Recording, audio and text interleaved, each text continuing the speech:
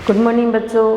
Class BSc BEd first year, subject है physical chemistry, topic है हमारा सॉल्यूशन, और जिसके पार्ट नंबर 15 की हम बात करने जा रहे हैं। पार्ट नंबर 14 तक हमने कर लिया और हमारा जो टॉपिक चल रहा था वो चल रहा था अणुसंख्यक गुणधर्म, जिसके अंदर हमने हिमांक मनमन की बात कर ली थी, उसकी प्रायोगिक विधियों की बात की थी हमने इससे पहली क्लास में। आज हम अणुसंख्यक गुणधर्म में चौथा अणुसंख्यक गुणधर्म आता है परासरण दाब। परासरण या परासरण दाब भी कह सकते हैं। सबसे पहली बात तो परासरण क्या होता है, और परासरण से पहली बात अर्धपारगम्य झिल्ली क्या होती है। अर्धपारगम्य झिल्ली, या फिर इसे क्या बोला जा सकता है, जांतव झिल्ली।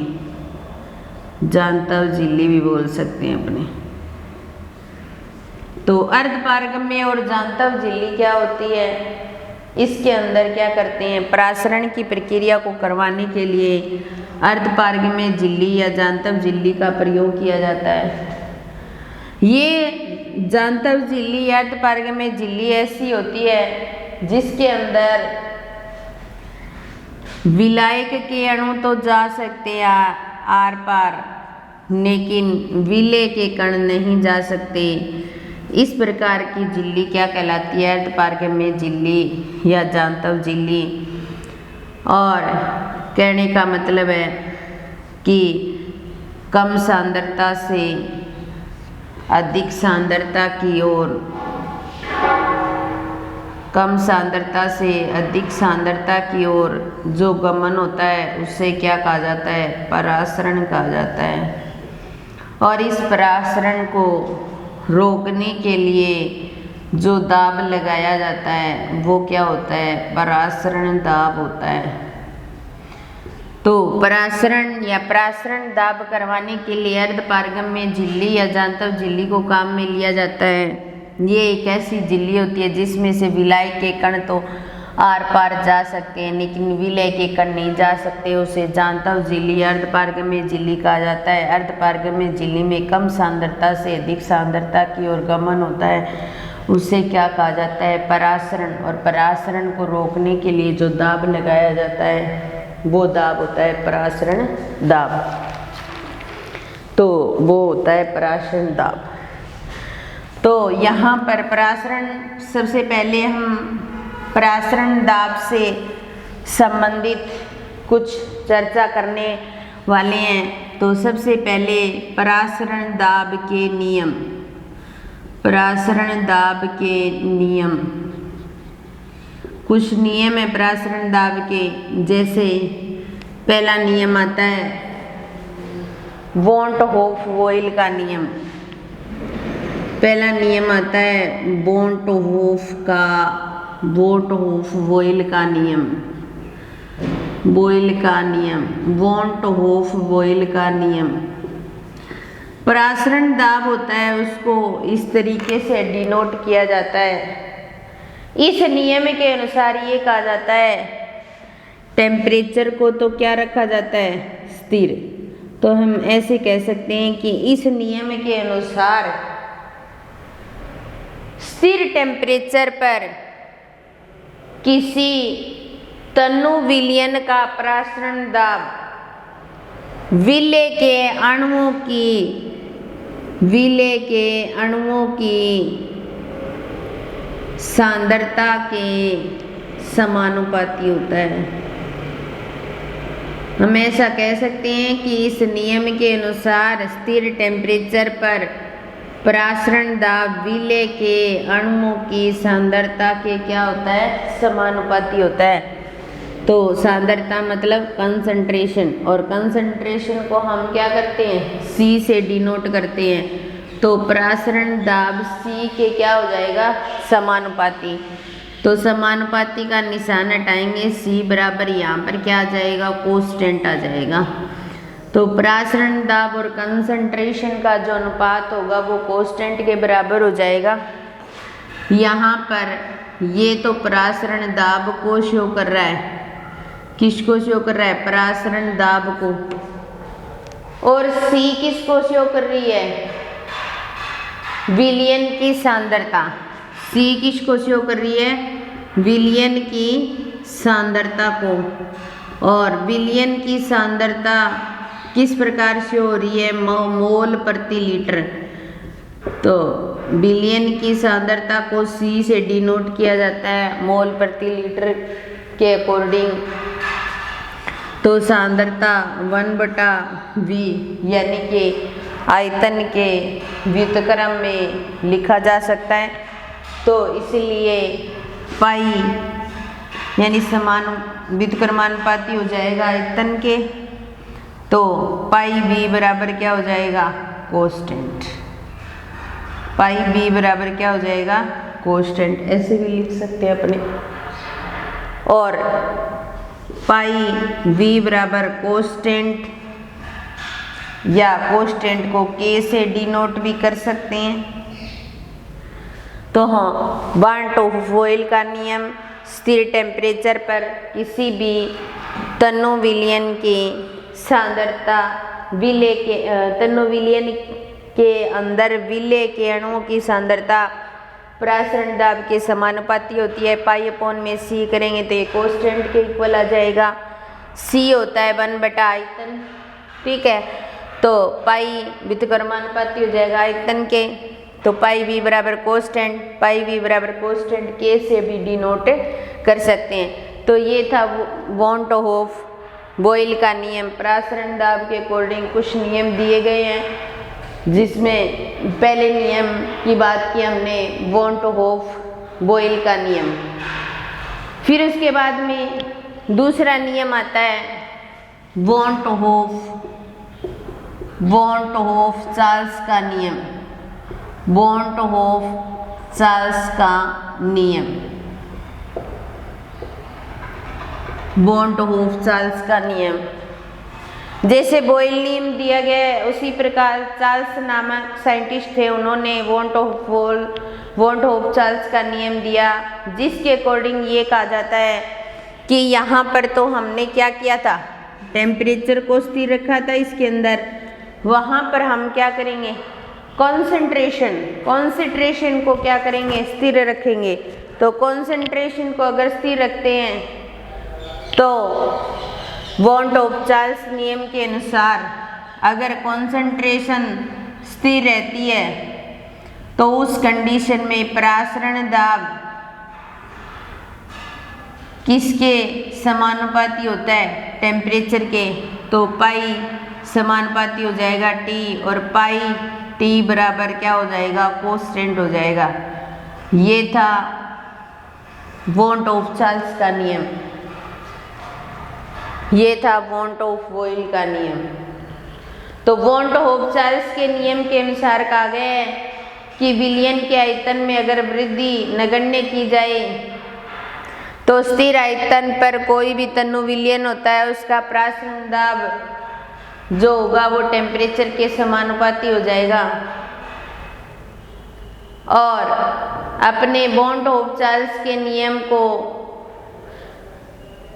दाब ताप चार्ल्स का नियम भी कह सकते हैं। तो वॉन टू बॉयल का नियम और वॉन टू होफ चार्ल्स का नियम, अगर दोनों नियमों को मिला दिया जाए तो विलयनों की एक सामान्य समीकरण बन जाएगी। इसको साफ कर देती हूँ मैं, थोड़ा सा यहाँ से साफ कर देती हूँ। तो विलयनों की एक सामान्य समीकरण कैसे बनाएंगे, दोनों को मिलाकर विलयनों की एक सामान्य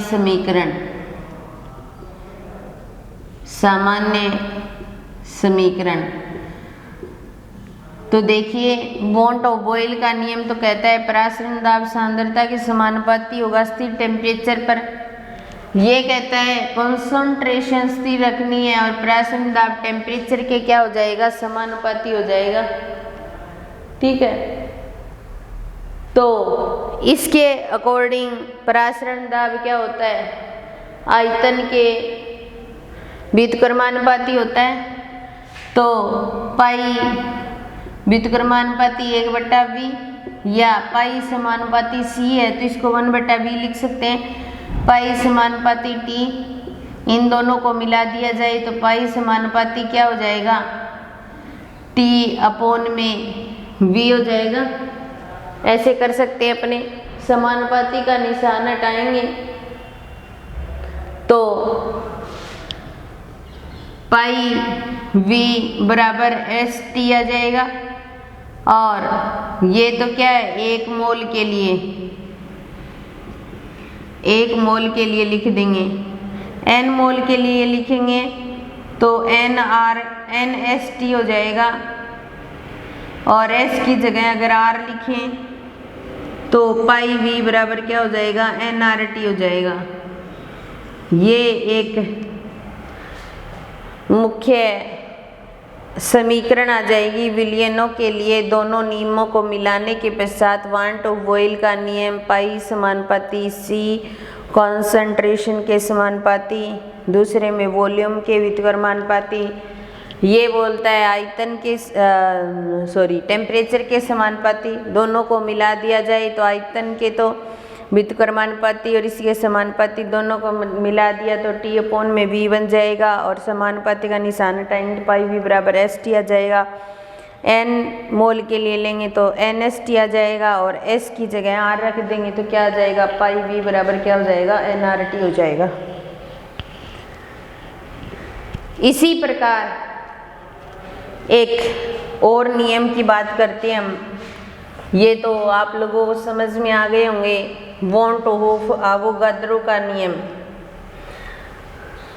वॉन टू होफ आवोगाद्रो का नियम सभी बच्चे इस चीज़ का विशेष ध्यान रखें कि आप यहाँ वीडियो से ये चीज़ समझने की कोशिश कीजिए। आपको नोट्स की PDF भी भेज दी जाएगी। बाकी इसके अलावा आप बुक की सलाह भी ले सकते हैं, बुक की हेल्प से भी पढ़ सकते हैं, कोई दिक्कत नहीं है। बाकी जो चीज़ मैं यहाँ करवा रही हूँ आप उसको समझने की कोशिश कीजिए और नोट्स आपको भेज दिए जाएंगे। जैसे ही चैप्टर कंप्लीट होगा PDF आपके पास आ जाएगी। पहले आप इन वीडियो को बार बार देखकर चीज़ समझने की कोशिश कीजिए। और अब हम बात करते हैं परासरण दाब के नियम पर वापस आ जाते हैं। तो परासरण दाब के नियम में हमने 2 नियम की बात की, इसके अलावा एक नियम और आता है जिसको बोला जाता है वॉन टू होफ आवोगाद्रो का नियम। वॉन टू होफ आवोगाद्रो का नियम। वॉन टू आवोगाद्रो का नियम ये कहता है कि अगर हमारे पास टेम्परेचर भी समान हो, अगर हमारे पास परासरण दाब भी समान हो और आयतन भी समान हो तो गैस के अणुओं की संख्या भी समान होगी। ये नियम आवोगाद्रो ने दिया था, इसलिए इसे आवोगाद्रो का वॉन टू होफ आवोगाद्रो नियम कह सकते हैं। तो पाई 1v1 बराबर ST1 से नोट कर सकते हैं और पाई 1v2 बराबर ST2 से नोट कर सकते हैं। ये n के लिए लिया जाए तो NST1 हो जाएगा और इसे N2ST2, ये भी समान, ये भी समान, ये भी समान, तो N1 बराबर N2 भी क्या होगा, समान होगा। मान लो T1 बराबर T2 हो या V1 बराबर V2 हो या पाई 1 बराबर पाई 2 हो तो N1 बराबर N2 भी इक्वल होगा। तो N को अणुओं की संख्या से डिनोट किया जाता है। तो वॉन टू बॉयल का नियम कहता है कि अगर समान आयतन और समान परासरण दाब और समान टेम्परेचर पर अणुओं की संख्या भी समान होती है। इसे वॉन ऑफ अवोगाद्रो का नियम कह सकते हैं। फिर उसके बाद में बात आती है, हम परासरण दाब का परिकलन, परासरण दाब के नियम 3 थे, हमने कर लिया। अब सभी अणुसंख्यक गुणधर्म का डेरिवेशन किया, एक फॉर्मूले को विस्थापित किया जिसके द्वारा वाष्प दाब मनमन ज्ञात कर सकते, क्वथनांक उन्नयन ज्ञात कर सकते हैं, हिमांक मनमन। उसी प्रकार हमें परासरण दाब का भी एक फॉर्मूला विस्थापित करना पड़ेगा जिसके द्वारा हम परासरण दाब ज्ञात कर सकते हैं। तो अगली जो हेडिंग आती है वो आती है परासरण दाब का परिकलन। परासरण दाब का परिकलन कि परासरण दाब को कैसे ज्ञात कर सकते हैं हम, ठीक है। तो इसके लिए पाई वी बराबर क्या होता है, NST होता है, या पाई वी बराबर क्या करते हैं, NRT लेते हैं अपने, ठीक है। तो NRT लेते हैं।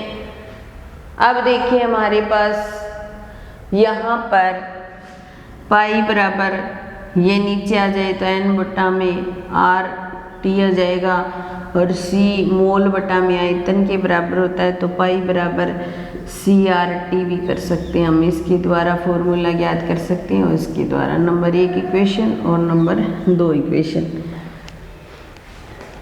N जो लिया है उसको हम किससे शो कर रहे हैं, NA से शो कर रहे हैं। तो इक्वेशन 3 से लेंगे, सॉरी इक्वेशन 1 से, अभी 3 तो आई नहीं, 3 तो बनाएंगे अपने। तो पाई बराबर इस NA ले लें और V और R और T, ठीक है। और NA होता है, वो होते हैं विलेय के मोल, विलेय के मोल लेते हैं अपने, और विलेय के मोल NA जो होता है वो होता है WA बटा में MA, और WA होता है वो होती है विलेय की ग्राम में मात्रा, ग्राम में मात्रा से शो करते हैं अपने, और MA उसका अणुभार, तो विलेय का अणुभार से डिनोट किया जाता है इस चीज़ को। तो इसके अंदर अगर हम Na का मान रखते हैं तो पाई बराबर WA बटा में MA, और यहाँ पे R इंटू में T, और यहाँ पे आ जाएगा V। अगर हमें क्या करना है, इसके द्वारा तो हम परासरण दाब ज्ञात कर सकते हैं, लेकिन हमें विलेय का अणुभार ज्ञात करना है। तो उसके लिए हम इक्वेशन लिखते हैं WA इंटू में R इंटू में T अपॉन में पाई इंटू में V। तो ये इक्वेशन नंबर 3 जिसके द्वारा परासरण दाब को ज्ञात किया जा सकता है। इक्वेशन 3 जिसके द्वारा परासरण दाब को ज्ञात किया जा सकता है। और इक्वेशन नंबर 4 जिसके द्वारा हम क्या कर सकते हैं, विलेय का मोलर द्रव्यमान या विलेय का अणुभार या विलेय के अणुओं की संख्या ज्ञात की जा सकती है। ये था परासरण दाब और परासरण दाब से संबंधित नियम, और इसके अलावा परासरण दाब की एक सामान्य इक्वेशन और परासरण दाब का परिकलन, पाई बराबर NST, पाई बराबर NRT लिख सकते हैं। मोल बटा में आयतन किसके बराबर, किसको शो करता है, कॉन्सेंट्रेशन को, तो पाई बराबर CRT, और इसके द्वारा हम परासरण दाब को ज्ञात कर सकते हैं। विलेय का मोलर द्रव्यमान ज्ञात कर सकते हैं, और Na विलेय का मोल होते हैं, और विलेय के मोल Na बराबर WA बटा में MA होते हैं, और WA विलेय की ग्राम में मात्रा और MA विलेय का अणुभार। ये हमारी बात हुई थी परासरण दाब से संबंधित बात है हमारी। इसके अलावा हम इससे संबंधित न्यूमेरिकल भी ज्ञात कर सकते हैं। तो एक न्यूमेरिकल करके देखते हैं अपने परासरण दाब का परिकलन कैसे करते हैं। क्वेश्चन है हमारा 10 ग्राम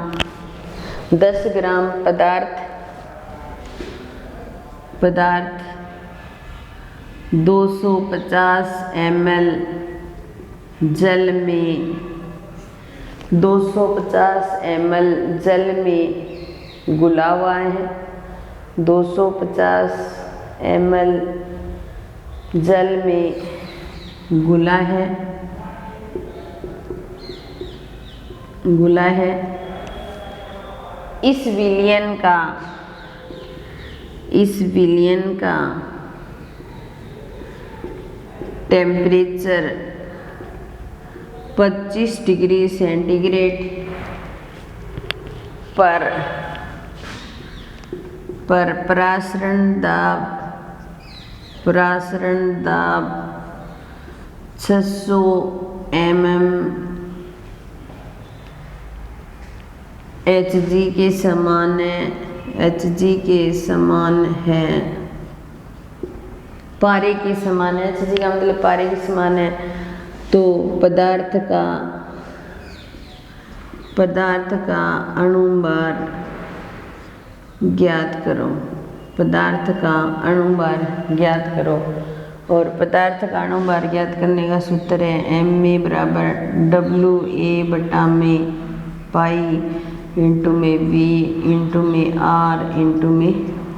ये दे रखा है। यहाँ पर WA 10 ग्राम पदार्थ की मात्रा दे रखी है। टेम्परेचर दे रखा है 15 डिग्री सेंटीग्रेड। 25 नहीं है भाई, 15 डिग्री सेंटीग्रेड टेम्परेचर है। ठीक है, तो डिग्री सेंटीग्रेड को केल्विन में चेंज कर लेंगे। इसके अलावा 250 ml दे रखा है, उसको आयतन मानेंगे और आयतन मान करके और ml को लीटर में चेंज कर देंगे। 250 ml तो आ जाएगा 0.25 लीटर। और R का मान दे रखा है। R एक कांस्टेंट होता है, तो WA हो गया 10 ग्राम। ठीक है, 10 ग्राम हो गया। V हो गया 250 ml।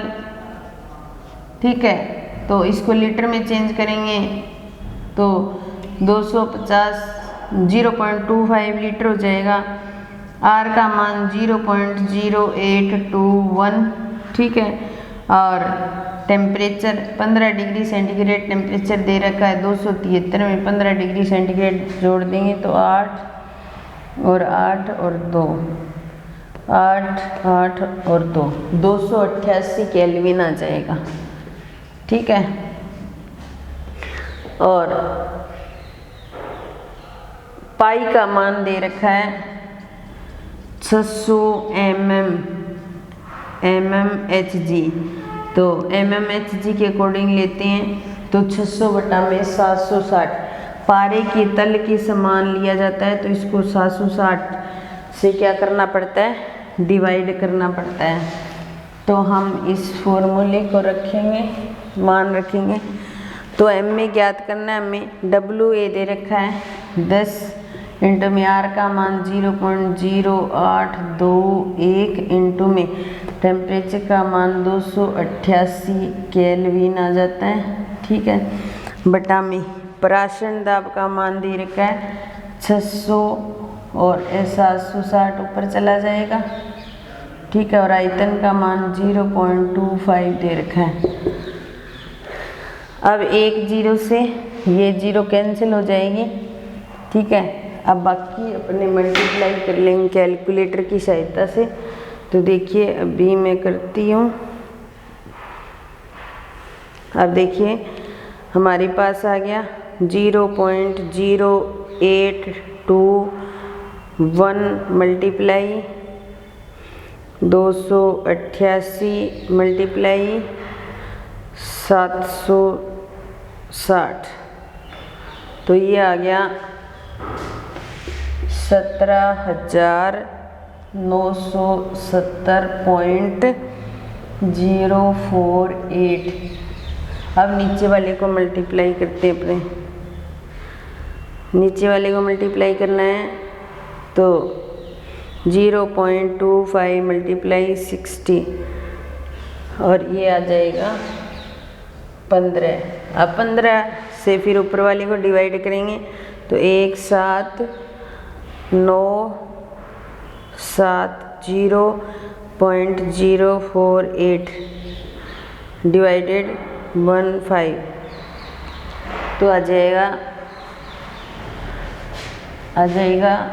119.8.0032।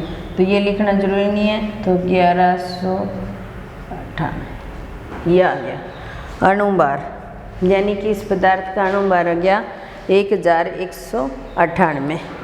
विलय पदार्थ जो डाला था उसका हमें एम में ज्ञात करना था, उसका अणुभार ज्ञात करना था, अणुभार इतना आ गया। तो इस तरीके से न्यूमेरिकल कर सकते हैं। ये था हमारा प्राशन दाब। प्राशन दाब से संबंधित बात कंप्लीट होती है, सिर्फ प्रायोगिक विधियाँ बचती हैं, वो नेक्स्ट क्लास में लेंगे। धन्यवाद।